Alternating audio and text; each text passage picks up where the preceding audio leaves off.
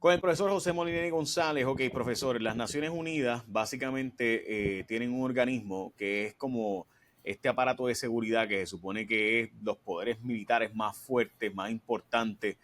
Esta gente votan y los poderes militares más importantes se supone que pues básicamente todo el mundo le tiene miedo porque, uy, espérate, si esta gente dice algo, pues me pueden meter un bombazo. Así que en la práctica, pues esta gente de las Naciones Unidas, eh, pues es un derecho voluntario, pero el Consejo de Seguridad, o sea, ese comité dentro de las Naciones Unidas tiende a ser esta gente a la que, ¿verdad? Intimida, de nuevo, Rusia, China, Estados Unidos, y tienen poder de veto, es decir, que cualquiera de esos países que diga, los miembros permanentes, que digan, no, esto no va, pues pueden detener esa resolución de ese consejo, ¿verdad? De ese consejo de seguridad o de ese comité. ¿Qué pasa? Que recientemente ha habido como que estos intentos de frenar la guerra en Gaza o el ataque en Gaza, específicamente a través de resoluciones que ha escrito la gente de China y Rusia, y Estados Unidos lo detuvo. Y luego al revés, luego Estados Unidos también trata de plantear su cese al fuego y viene China y Rusia y lo detiene. Y así por el estilo. Entonces, ¿qué pasa? En la práctica, al parecer aquí realmente lo que hay es un juego donde todo el mundo está aparentando, ¿verdad? Salvar cara y todo el mundo está tratando de decir, yo fui el bueno, los malos son los otros. Y en especial en Estados Unidos sabemos que en Michigan, que es un estado extremadamente importante y clave para poder ganar la presidencia de los Estados Unidos para los demócratas, si los, ¿verdad? Palestinos le votan en contra, se acabó las posibilidades de Joe Biden ser presidente de Estados Unidos, muy probablemente. Y esto está dividiendo muchísimo al Partido Demócrata, ¿verdad? El Partido Demócrata está bien dividido en cuanto a este tema de si apoyan a Israel o apoyan al gobierno palestino o a Palestina o etcétera. ¿Qué ocurre? Que pudiéramos hacer muchos más cuentos, pero en síntesis, ¿qué es el Consejo de Seguridad y qué efecto, si alguno, tiene el que se haya decidido pasar esta resolución del Consejo de Seguridad de las Naciones Unidas para detener esta guerra? Claro, lo que es el Consejo de Seguridad está bien atado a nuestra crítica de lo que es el cumplimiento del derecho. A nivel de los estudios políticos sabemos que nosotros podemos disponer de una gran variedad de normas y expectativas de cumplimiento humano, pero sin una fuerza ejecutiva estas cosas rara vez se cumplen. Es la misma lógica que por la cual hay una relación entre ejecutivo y legislativo a nivel doméstico y es la misma lógica por la cual existe esa misma correlación en el sistema de Estados Unidos, de las Naciones Unidas a nivel internacional. Específicamente, lo que es las Naciones Unidas tienen unos plenos y unos comités y unas comisiones donde se deliberan ciertos asuntos en cuanto a las obligaciones y las cooperaciones que hay entre diversos países y las Naciones Unidas dentro de las Naciones Unidas el Consejo de Seguridad compuesto de esos países fuertes son precisamente esa rama ejecutiva de cumplimiento de estos acuerdos y dicho de paso de preservar lo que ellos claman hacer la paz internacional. Ahora, ¿por qué es que ese grupo es ese grupo? En gran parte porque es el grupo que ganó lo que fue la contienda de la Segunda Guerra Mundial, pero por otra parte el grupo con mayor fuerza ejecutiva militar a nivel internacional y a consecuencia de eso son los aptos con la capacidad ejecutiva para poder ejercer el derecho internacional. Dentro de lo que es el Consejo de Seguridad, mirando este asunto de el conflicto entre Palestina e Israel, se ha presentado una propuesta de cese al fuego dentro de muchas propuestas y pues la idea de que el Consejo de Seguridad sea el que movilice la propuesta en gran parte es la idea de que tendría que estar respaldado por los ejercicios y las capacidades ejecutivas de los países miembros de este Consejo de Seguridad, sea Estados Unidos, China, Rusia, etcétera. Ahora, un detallito que tenemos que ver, que es lo que nos va a abrir el ojo a la crítica de esta situación, es que el Consejo de Seguridad está compuesto de muchos países que tienen objetivos internacionales muchas veces opuestos, lo cual lleva a que las deliberaciones dentro de ese comité usualmente se den como un tome y dame. Se han presentado muchas propuestas para el cese al fuego y cada una de ellas ha sido vetado, sea por Estados Unidos o China o Rusia, por virtud de que se entiende que la propuesta beneficia al país proponente de alguna forma. Y esta propuesta que recientemente se aprobó, lo que se considera es, con la abstención estadounidense, que no necesariamente le suma la serie de intereses de los otros países. Pero el resultado de eso es que una propuesta de cese al fuego bien, pero bien vaga, que posiblemente no se vaya a poder llevar un tipo de cumplimiento tradicional, ni que necesariamente convoque a estos países a poder participar activamente de un proceso de paz o O sea, reconciliación. en la práctica se aprobó una resolución para que detenga el fuego, pero que no detiene el fuego. Y porque no hay quien implemente eso y ya el gobierno de Benjamin Netanyahu ha dicho que no le va a hacer caso a esta resolución. Es correcto. Y la razón por la cual se moviliza eso, al igual que muchas de las incongruencias a nivel de política internacional, son por la serie de intereses que los países proponentes tienen. Hemos de notar, como usted bien marcó, que en los países proponentes del cese al fuego, el asunto de Israel y Palestina se está convirtiendo un tema de alta contingencia electoral en los ciclos eleccionarios que hay. Y Estados Unidos es un gran ejemplo a eso. Es decir, que la razón por la cual se moviliza el cese al fuego más que ser por algún objetivo internacional, en gran parte responde a los intereses electorales de los partidos mayoritarios dentro de estos países. En el caso de Estados Unidos, de que Biden pues ciertamente retenga la elección y que no pierda el apoyo de una mayoría del electorado demócrata que en efecto favorece la causa humanitaria palestina. O sea que estamos hablando de que en la práctica este cese al fuego que de nuevo se redacta por China y Rusia y que Estados Unidos se abstiene, no se redacta del todo, pero es presentado por ellos, tiende a finalmente plantear que aunque se dice que hay un intento de cese al fuego, en la práctica no va a haber una implementación y ya Benjamin Netanyahu ha decidido que va a continuar la operación que estaba haciendo. ¿Por qué? ¿Cuál es el argumento de Benjamin? El argumento de Benjamin Netanyahu es precisamente que el cese al fuego es un argumento, ¿verdad?, extranacional fuera de la jurisdicción de Israel que comanda a Israel a cesar su ataque a Palestina y que le limita la obtención de dos de sus objetivos primarios, la desmantelación de Hamas y por otra parte la recuperación de los rehenes. Ahora, bien sabemos que el cese al fuego, pues pudiéramos mirarlo desde la perspectiva palestina y decir un cese a las agresiones por parte del gobierno israelita. Pero el cese al fuego como doctrina internacional comanda en gran parte que muchos países dejen su intervención sobre el conflicto interno y eso incluye las prestaciones de asistencia a algunos de los bandos involucrados, incluyendo mucha de la gente que se encuentra en Gaza. Es decir, que el cese al fuego es problemático por dos razones. No es solamente la detención de las incursiones militares hacia la franja de Gaza y el despojo de las personas, es también el detente de apoyo muchas veces a la causa palestina, que Israel pudiera preverlo como una amenaza a sus intereses. Y ahí es que está el gran problema del lenguaje o la hermenéutica vaga que tiene este cese al fuego, porque no se entiende qué es lo que es el detente a las agresiones y al apoyo. Es que a mí de verdad te escucho y obviamente pues uno, que ¿sabes?, al igual que tú, pues estudiamos derecho, etcétera, uno se queda como que pues sí, esto es los políticos de Puerto Rico llevando una boricuada pero a nivel mundial. Porque es que todo el mundo dice, sí, sí, yo estoy a favor de que acabe la guerra, sí, sí, yo estoy a favor de que dejen de matarse del genocidio, yo estoy a favor de que se devuelvan los rehenes. ¿Qué vas a hacer sobre el tema? Pues sí, voy a pasar este papel que dice, pero no hace. O sea, entonces en la práctica, pues seguimos como si nada hubiera pasado. O sea, la realidad es que estamos en un mundo igual como si nada hubiera ocurrido.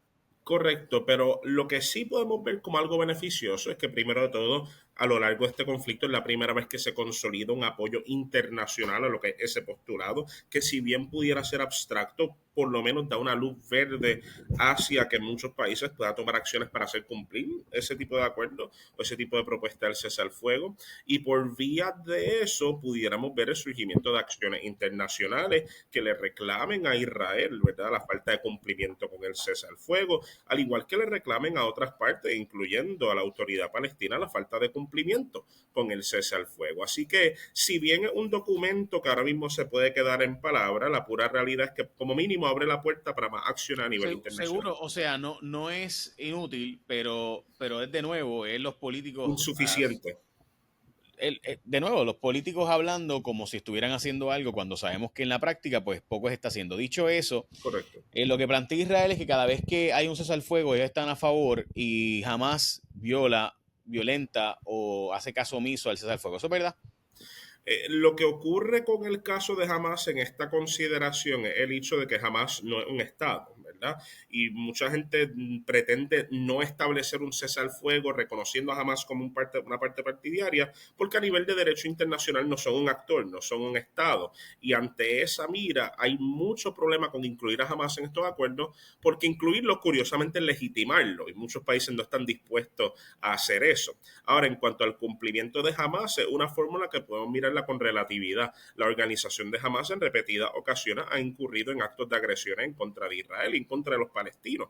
Ahora, la organización de Hamas no lleva bajo el mismo mandato desde su incepción, que también pudiéramos decir que hay un grado de inconsistencia en cuanto a ambos partes, a diferentes administraciones que han habido en Hamas y a diferentes administraciones que han habido en Israel. Y en esta parte, ¿quién es la persona que está liderando el proceso político en ambos bandos? Es esencial para nosotros calcular en efecto quién va a cumplir y quién no. Y a mí me parece que la administración de Netanyahu en Israel es una que políticamente, domésticamente está indispuesta a poder Pero, continuar con eso. pero hay que decir que el gran defensor de Israel en la política norteamericana se le ha ido en contra a Benjamin Netanyahu. O sea, Chuck Schumer, que ha sido, ¿verdad?, históricamente el líder del Senado de los demócratas, y que básicamente no es el presidente porque no existe la tal cosa como la presidencia, ¿verdad?, más allá de la vicepresidenta de los Estados Unidos, pero es el líder de la mayoría, y el que dirige los trabajos en el Senado Federal. Básicamente le ha ido en contra. ¿Tiene el cuerpo político más poderoso del mundo? Se dice que es el Senado de los Estados Unidos. ¿Verdad? ¿Qué puede hacer más allá de esa resolución? Y ha pedido hasta elecciones nuevas, pero al parecer no le han hecho caso tampoco a Chuck Schumer, que obviamente Chuck Schumer no haría eso si no tiene la autorización de Joe Biden.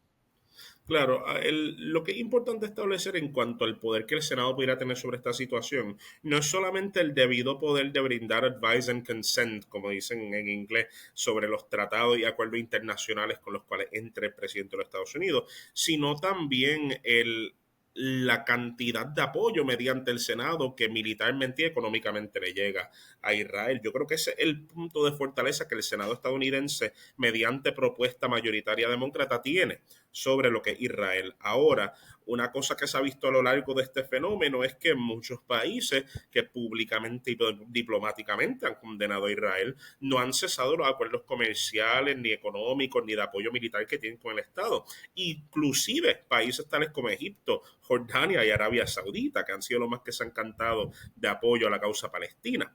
Que la pregunta es hasta qué punto llega este tipo de apoyo. ¿Estarían los senadores estadounidenses dispuestos a trascender la mera propuesta de proponer un cese al fuego, o estarían inclinados también a materializar esa propuesta mediante sanciones económicas? Y yo no creo que sea el caso, particularmente cuando miramos el electorado de Chuck Schumer.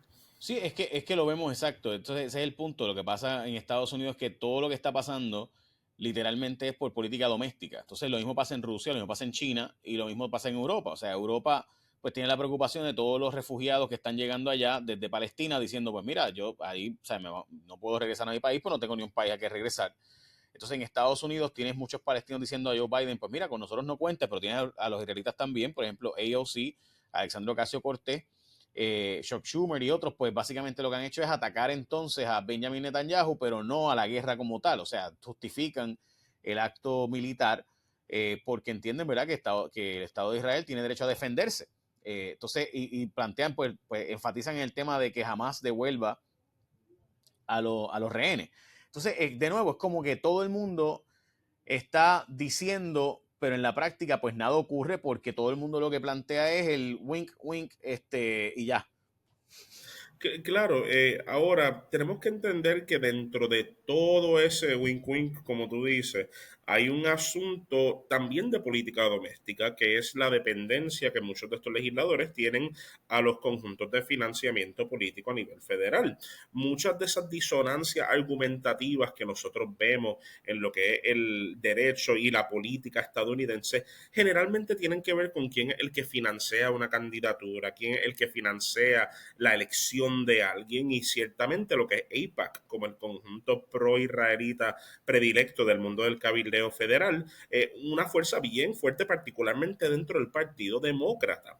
Y dentro del Partido Demócrata mucha gente está dispuesta a hacer la condena ad hominem de Netanyahu, pero no dispuesta a hacer una condena de Israel porque va en contra del interés de AIPAC, que es uno de los principales financiadores de estas candidaturas.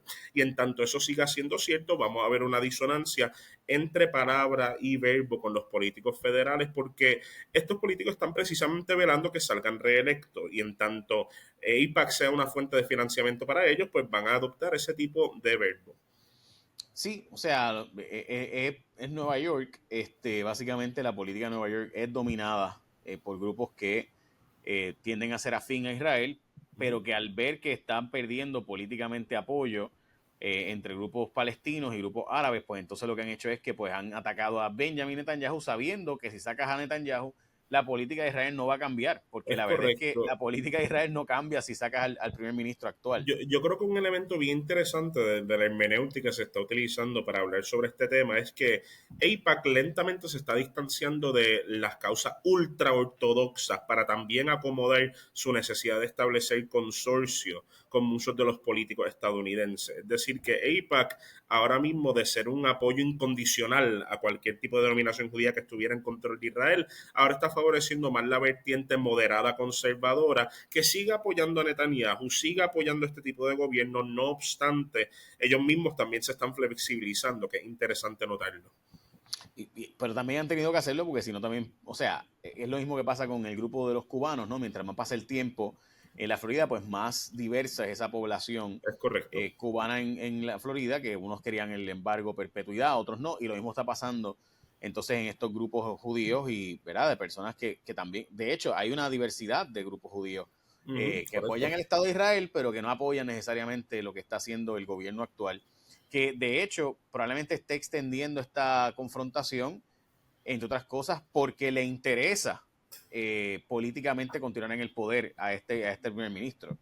Sin duda alguna, y parte de los objetivos políticos de Netanyahu se radican sobre el poder hacer cosas tales como ocupar lo que es Gaza. Es cuasi bíblico si lo pensamos, ¿verdad? El mismo esfuerzo del rey Saúl de ocupar esa región conocida como Filistea, el mismo esfuerzo de Netanyahu de ocupar una región conocida como Gaza, que curiosamente coinciden en espacio y extensión territorial. Así que en algo está esa insistencia cultural del apoyo a esto, pero también hemos de establecer que hay muchos conjuntos judíos alrededor del mundo, particularmente en el Medio Oriente, fuera de Israel, pero en el Medio Oriente, que no se suscriben a la causa israelita y que no apoyan a la causa del sionismo como tal. Y una razón por la cual lo hicieron es porque ellos vivían todas sus comunidades en el Medio Oriente y lentamente, de la noche a la mañana, se vieron asociados con causas políticas que no eran de ellos y estuvieron forzados en gran parte a rechazarla abiertamente en pro de sus vecinos árabes, musulmanes, cristianos, etcétera. Ok, tu pronóstico entonces es que en síntesis esta resolución de las Naciones Unidas, específicamente el Consejo de Seguridad de las Naciones Unidas, es que no pasará nada. Yo creo que ocurrirán cosas que son insuficientes. Yo creo que ocurrirán cosas, porque yo creo que los políticos que dirigen estos procesos son suficientemente calculados como para mantener esa apariencia. Y yo creo que surgirán cosas tales como recriminaciones internacionales a Israel de incumplimiento, acciones simbólicas por parte de Israel, como sacar fuerzas de algunas áreas de Gaza, pero no todas. Pero en cuanto a volver a las cosas a la normalidad como estaban antes y un estado de paz perpetuo, no. Ok, eso me lleva a la última pregunta sobre este tema que quería hacerte y honestamente es de esas cosas que uno se queda como, todo el mundo piensa, o mucha gente piensa, que los árabes, Arabia Saudita, ¿verdad? Esto, Qatar, etcétera, debería hacer algo más que lo que han hecho por los palestinos. Y algunos plantean, bueno, ¿y por qué Egipto no le abre la frontera para que se vayan para allá, siendo que son, ¿verdad?, personas de la misma religión? Realmente no.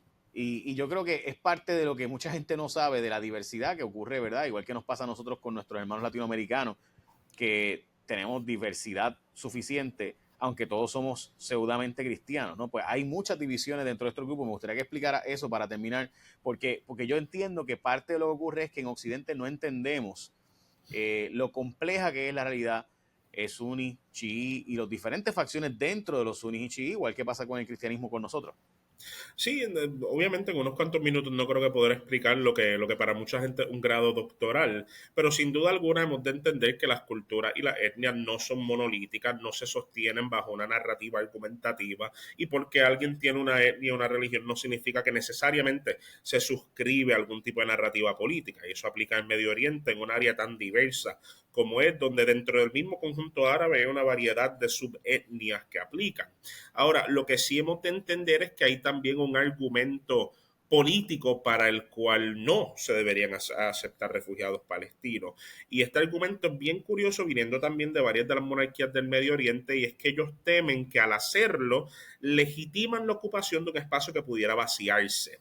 Y es interesante porque hubo un príncipe de Arabia Saudita que se expresó sobre el asunto y no estoy de acuerdo, pero lo que él mencionó fue que aceptar los refugiados es aceptar que los desplacen. Pero entonces ahí está la pregunta de los vamos a dejar que sencillamente los maten en el área, ¿verdad?